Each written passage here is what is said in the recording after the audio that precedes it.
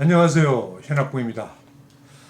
2020년도 벌써 한 달이 후딱후딱 지나가는 것 같습니다.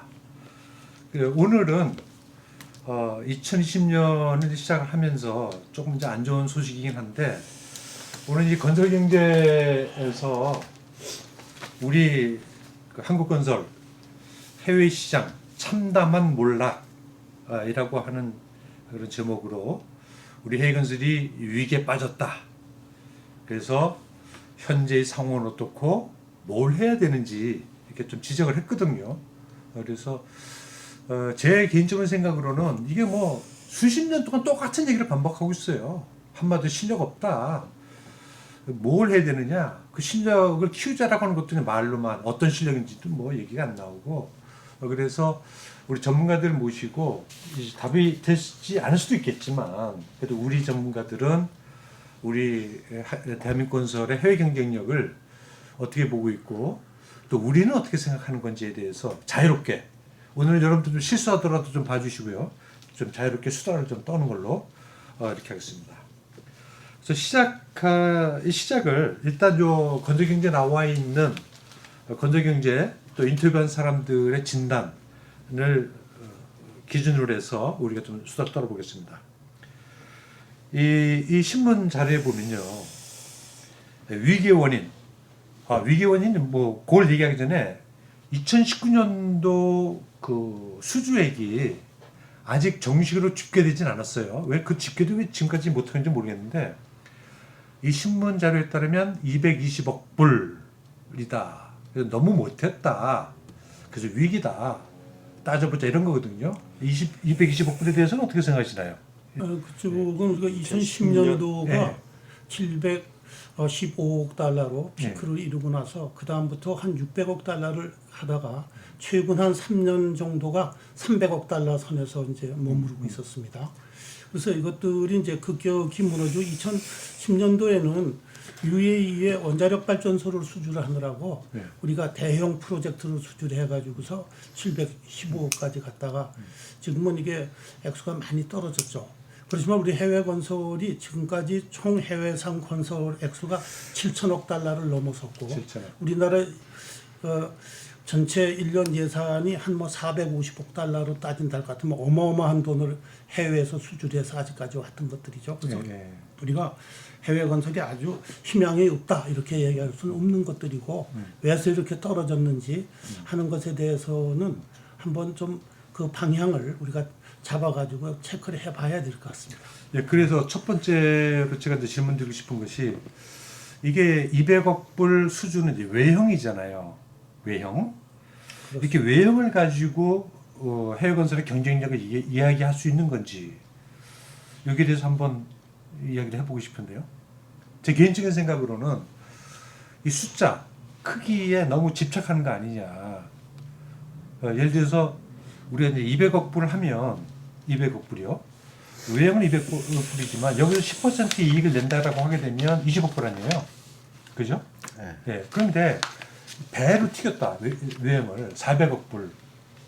400억 불 해가지고 예를 들면 5%의 이익을 내면 이제 똑같은 숫자가 돼요. 수익률이.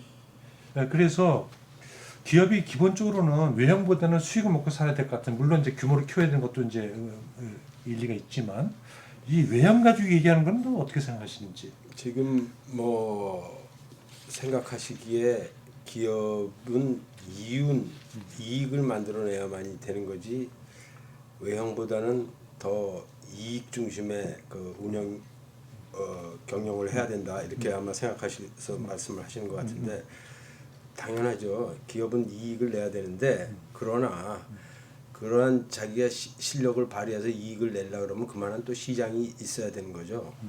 시장이 어느 정도 유지가 돼야만 그 안에서 사람들의 실력을 계속 유지하거나 또는 성장시킬 수가 있고, 거기서 다시 또 새로운 이익이 창출해낼 수 있는 건데, 외형도 중요하게 봐야 된다고 봐요. 물론 외형보다는 좀 더 실익이 있는 그 경영을 해야 되지만, 외형을 경영 방침에서 제외하고 얘기할 수는 없다. 이런 얘기 근데 생각합니다. 최근에 보면 이거 몇 년 전에 계속 얘기했던 거지만 어느 한 기업이 EPC 턴키 나갔다가 1조 원 깨먹고 그 한 프로젝트에서 이런 사태 벌어지고 최근에 우리의 경험을 보면 몇 개 업체들은 아예 해외로 접었어요. 접는다라고. 근데 이게 뭐냐면 제 생각에는 이게 해봐야 계속 적자로 돌아온다. 그 원인 이제 나중에 따져보겠지만 그래서 지금 구조조정이 이제 저절되고 있지 않는가 하는 저는 생각을 하고 있어요. 그래서 요 외형 물론 외형도 키워야 되겠지만 그것보다는 기업들이 지금 200억 불밖에 못 하는 거는 그 이면에는 결국은 손실에 대한 우려, 걱정 이런 것들이 반영되어 있는 게 아닌가 하는 생각도 듭니다. 기본적으로는 건설은 수주 산업이라고 그러잖아요. 네. 수주를 해야만 유지를 할 수가 있는 상황이기 때문에 수주 물량이 들쭉날쭉하는 것, 즉 또 발주 물량이 들쭉날쭉하는 것, 그리고 개별 프로젝트의 규모가 큰 거, 작은 거 뭐 막 섞여 있으니까 특히 건설에 이런 영향이 큰 것 같아요. 외형이 영향을 주는 부분은 어떠한 기업이 꾸준히 성장을 하려면 외형을 꾸준히 유지를 해야 되는데 그렇게 수주 물량이 들락날락 할 수뿐이 없으니 결국은 중간에 구조 조정을 하지 않으면 수익을 낼 수 없는 그런 상황에 닥치게 되겠죠. 그래서 지금 어려움을 겪고 있는 거라고 봅니다. 예. 그 중에 하나라고. 그래서 어쨌든 뭐 기업의 그 생리상 규모도 키워야 되겠고 그다음에 수익도 내야 되는데 지금 현실은 수익이 나는 게 아니라 손실이 자꾸 나니까 결국 제 생각에는 200억 불이라고 하는 수치가 단적으로 이제 그런 것들을 보여주는 텐던시 그런 경향을 보여주지 않냐 이런 생각을. 그러니까 지금 뭐 대형 회사 같은 경우에는 입찰할 때까지 그 스크린을 많이 해요. 리스크 어널리시스를 많이 하기 때문에 그 뭐 그런 걸 다 반영하다 보니까 가격 경쟁력들이 없는 면도 있고요. 그리고 워낙 그 전에 손실이 난 게 있기 때문에 그 지금은 분위기가 그런 분위기가 있어요. 자 그러면 이렇게 생각해 보면 어떨까요? 지금 여기 보면 조금 더 이해가 안 되는 게 있어요. 그러니까 좋은 사업을 수주할 능력이 없다 우리 업체들은. 그래서 짜투리 것만 이렇게 건지다 보니까 그 짜투리는 결국 리스크가 큰 것들만 건져지는 게 아니냐.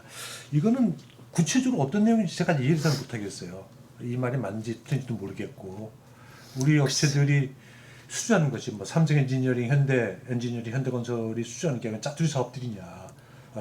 몇 조씩 하는 것들이 이건 아닌 것 같은 생각도 드는데. 제가 봤을 적에는 그 말은 이런 쪽으로 이해를 해야 되지 않을까 생각이 듭니다.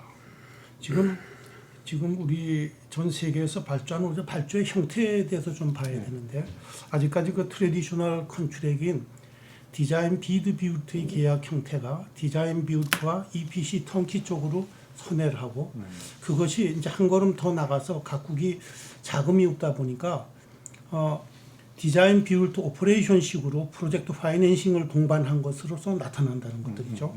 그리고 요새는 거기에다가 시공자를 또 맨 처음부터 인볼브 시키는 컨트랙터 얼리 인볼브드 컨트랙 타입을 한다든가 아닐 것 같으면 프로젝트 매니지먼트 오피서라든가 프로젝트 뭐 포트포리오 오피서라든가 이렇게 해서 PMO 개념을 이제 집어넣어 가지고 온다라는 것들이죠.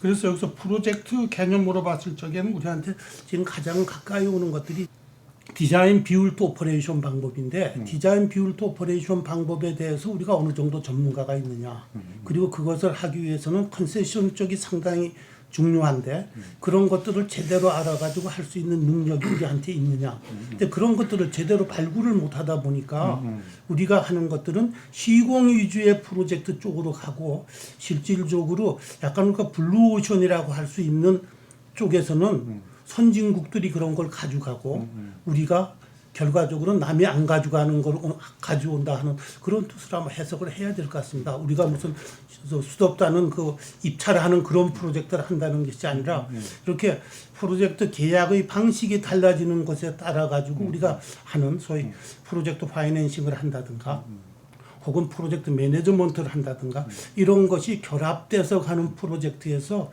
제대로 된 걸 못 뭐 프로젝트를 수주하고 결과적으로는 남이 가져가고 남은 것들을 한다는 그런 의미로 아마 받아들여야 될 것 같습니다. 그런데 좋은 이제 긍정적인 측면 얘기가 될 수 있는데, 자 지금 말씀하셨으니까 이제 우리 업체들의 수주의 패러다임이 좀 바뀌어야 된다. 이것도 뭐 PPP 얘기하고 있고 민간 투자 사업 얘기하고 있고 하고 있는데, 이게 과연 우리가 전통적인 지금 그 계약 있잖아요.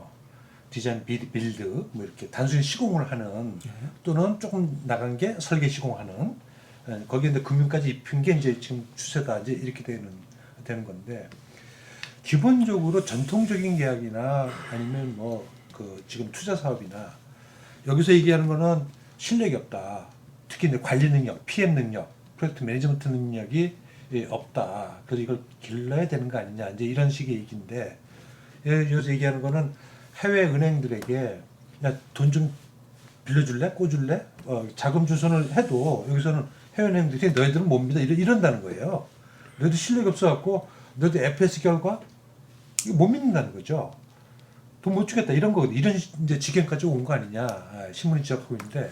근데 문제는 그보다 더 심각한 것들은 국내 기관들이 돈을 안 빌려준다는 것들입니다. 우리나라가 해외 프로젝트 파이낸싱을 한 것 같으면 HSBC라든가 이런 소위 해외 은행들이랑 주로 했지, 국내 은행에서는 우리나라에서 하는 프로젝트에 대해서 돈을 안 빌려줘요.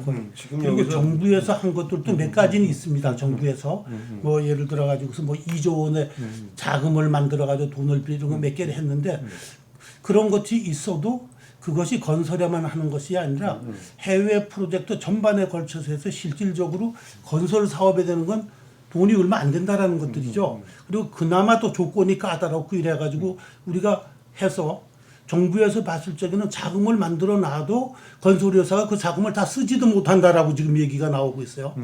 그래서 실질적으로는 국내에 있는 소위 커머셜 뱅크에서는 돈을 안 빌려주려고 그러고, 해외에서도 피지빌티 스타디에서 우리가 IRR이나 이런 게 낮다 보니까 안 되는 것들이고 뭐 이런 것들이 복합적으로 작용을 하고, 그다음 디자인 비드 비울트 같은 것들은 우선 로컬 컨트랙터나 후발 업체들의 기술이 그 정도 할 수 있는 능력까지 올랐기 때문에 거긴 가격 경쟁력에서 밀리고, 또 하나 우리가 많이 하고 있는 EPC 턴키 같은 것들에 있어서는 실질적으로 우리가 설계 능력이 모자란데, 설계 능력이 모자라는 게 아니라 설계를 할 수가 없다라는 것들이죠. 왜냐하면 대부분이 프로세스에 관한 것들은 라이센서가 베이직 디자인을 다 하는데 그걸 할 수 있는 우리의 그 베이직 디자인을 포함한 것들을 가지고 있는 게 없어서 우리가 하는 것들은 인프로 바깥에 있는 부대 시설하고 라이센서들이 준 것을 연결하는 정도의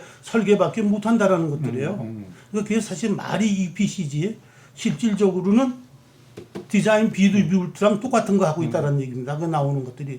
그러다 보니까 경쟁력이 없고 계속적으로 미치고 이제 이렇게 된다는 거죠. 한 가지 더 나가서는 지금 맥커리 같은 것들이 좋은 그 경우인데, 맥커리는 호주 회사입니다. 인프라스트럭처를 주로 하는데 건설을 전혀 안 해요. 그리고 걔들은 프로젝트 매니저먼트하고 컨세션 하는 거 하고 그다음에 오퍼레이션 쪽으로 운영을 한다라는 것들이죠. 그래서 우리는 아직까지 건설 쪽에만 귀를 두고 그 이후에 오는 것들에 대해서는 전혀 그 별 부서를 둔 데들도 있고, 요새 최근에 현대건설이 무슨 한전이랑 같이 해가지고 인도네시아에 플란트 600만 메가와트짜리 화력발전소를 따가지고 건설은 현대건설이 하고 나중에 오퍼레이션 앤드 메인테넌스는 한전에서 하고 하는 식으로 조금 하고는 있는데, 사실은 외국 같은 데서는 PMC가 그와 같은 부서를 자기 안에다 집어넣고서 한다라는 거죠. 그래서 그런 점을 봤을 적에 우리가 어떠한 분야에 따른 전문가 없이 프로젝트에 지금 매달리고 있다라는 거예요. 그런 점들이 상당히 좀 우려가 되는 것 같습니다. 제가 봤을 때. 지금 말씀하신 것 좀 정리하면, 일단 프로젝트 파이낸싱 관련해서는 이런 얘기들은 뭐 흔하게 하는데, 우리나라 은행들은 그 프로젝트 파이낸싱 안 한다. 정도 담보 받으려고 그러고, 그리고 자기가 진짜 손에 안 볼 수 있는 그런 결과가 나왔을 때 들어 아주 안전빵으로 가니까 리스크를 안 지는 파이낸싱이다. 그래서 이제 어렵다라고 하는 얘기들을 하고 있는 것 같고, 그 다음에 지금 보면 그 건설이라는 게 결국은 엔지니어링하고 시공이잖아요. 지금 말씀하신 것이 핵심 설계 능력을 못 갖고 있다. 이건 좀 다 해외 라이선서들이 전부 다 가지고 있고 그러니 그러니까 시공만 할 수밖에 없다. 자 그러면 어떻게 해야 되는 거예요? 그러니까 우리 EPC는 이제 어떻게 버려야 되나 아니면 벡터처럼 그 관리 능력을 키워가지고 EPC를 해야 되는 건가? 그러니까 조금 전에 얘기하신 게 언제 때 얘기를 하신지 모르지만 지금 건설사들도 노력해서 요즘은 뭐 피드까지 하는 기업들도 생겼다고 얘기를 들었는데 저거잖아요. 아까 금융회사에서 돈을 빌려주려고 그래도 우리나라 업체한테는 뭐 믿질 못해서 못 주겠다 한 거는 우리나라 금융기관들이 하는 얘기죠. 근데 우리가 지금 대기업들이 해외 가서 BOT 사업을 여러 번 했어요. 그러면 걔네들이 가서 BOT 사업 벌리면 국제금융기관 돈 빌려주려고 그러는 은행들 저건 많이 나왔어요. 다 그렇게 해서 조달을 했고. 근데 지금 문제는 우리가 그 말한 수익을 내야 되는데 수익을 못 낸 이유가 왜 그러냐. 이제 이걸 우리가 아마 오늘 좀 얘기를 해봐야 될 것 같은데 그래요. 우리가 맨 처음에 옛날에 해외건설에서 시공으로 컸어요. 그러면서 점점 우리 역량이 확보되면서 이제 EPC 시작을 해서 설계 능력도 어느 정도 뭐 믿음직스럽지는 않지만 갖춰왔고 이제 거기다가 금융까지 집어넣어서 이제 뭐 PPP를 해야 되지 않겠느냐. 최근에 언론이나 이런 데서 많이 얘기하는 게 아니 블루오션으로 가야 된다. PPP 사업 쪽 이쪽으로 가서 금융까지 이렇게 해서 하면은 수익을 창출해내는데 더 쉽다 이렇게 자꾸 얘기를 하는데 저는 개인적으로 굉장히 답답하게 느껴요. 그 자체가 나중에 금융까지 들어간다는 거는 프로젝트 리스크도 점점 같이 커지는 거예요. 덩치도 커질 뿐 아니라 거기서 나오는 절대적인 이익 규모도 커지지만 그만큼 리스크도 커져요. 그러면 우리가 그 리스크를 관리할 수 있는 능력을 가져야 되는데 그런 부분에서는 어차피 좀 소홀했었다. 왜? 아까 말씀하신 것처럼 외형이 줄고 그러니까 발주 사이클, 수주 사이클이 막 업다운이 되면서 인력을 계속 유지하는데 어려움을 겪은 거예요. 걔들 계속 유지하고 싶은데 그러려면 수주 물량이 줄었을 때는 또 그걸 어떻게 못하니까 또 구조조정 들어가고 바로 최근에도 우리 봤잖아요. 작년 재작년에 대기업들이 엄청난 적자를 보면서 구조조정이 마구 들어가고 그랬으니 결국은 인력이 아니 근데 영속성이 유지가 안 되는 이게 거지. 금융이 포함된 금융하고 오퍼레이션이 들어간 프로젝트가 어떤 건설회사에 적정 개수가 있고 거기서 수익성이 나오면 그거는 굉장히 좋은 거예요. 왜냐면 오퍼레이션 하는데 어떤 본부든 회사를 운영하는데 보통 이런 프로젝트는 흑자 나잖아요. 왜냐면 저 뭐 계산할 때 죄송하지만 최근에 예를 들어서 가장 근자에 있었던 어떤 해외 BOT 사업인데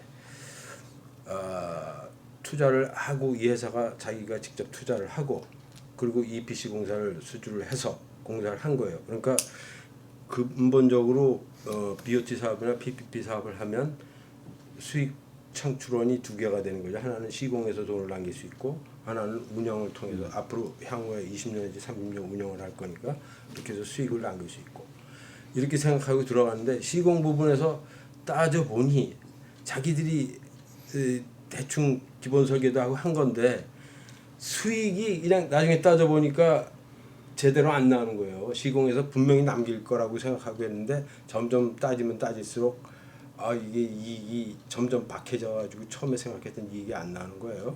그래서 다시 뭐 EPC 금액을 올려야 된다는 등 이런 악유가 생기고 자 이런 현상이 벌어진다 이거예요. 실제로 결국은 그 얘기는 그냥 뭐 PPP고 뭐 BOT 사업이니까 돈 될 것이다가 아니다 이거예요. 결국은 아니 근데 이제 회사 자체의 역량이 있어야 된다. 그렇지, 이거예요. 그 당연하고요. 근데 뭐 똑같은 A라는 회사가 PPP를 하고 경쟁 입찰을 해서 하면 이 경쟁 입찰을 통해 그 디자인 앤 비드 빌드 같은 걸 하면 그거는 그 수익을 창출할 확률이 거의 적어요. 지금 단계에서는 경쟁 자, 원업체는. 정리하면 지금 얘기하고 있는 거는 이제 이건 좀 조금만 제가 얘기할게요. 요 1부 끝내고 2부 또 계속 해야 될 것 같아요 시간이. 지금 해외 쪽에 200억 그 옛날에 700억 했건간에 그 전체 그 수주액의 90%는 우리 10개 회사가 다 가져갔어요. 그 중에서도 상위 5개 업체가 다 가져간 거거든요. 그러니까 현실이. 지금 우리가 얘기하는 것이 그들 업체를 대상으로 한 얘기가 될 수도 있어요. 그러니까 뭐 실력이 없니 좋네 뭐 이런 것들이 그래서 일단 좀 시간이 좀 가니까 뭐 몇 마디 안 했는데 이제 시간이 좀 끝나서 일부는 대충 여기서 그냥 우리 떠든 걸 마감을 하고 막바로 이어서 2부에서 좀 그런 얘기들을 좀 지속하는 걸로 이렇게 하겠습니다. 예, 2부에서 뵙겠습니다.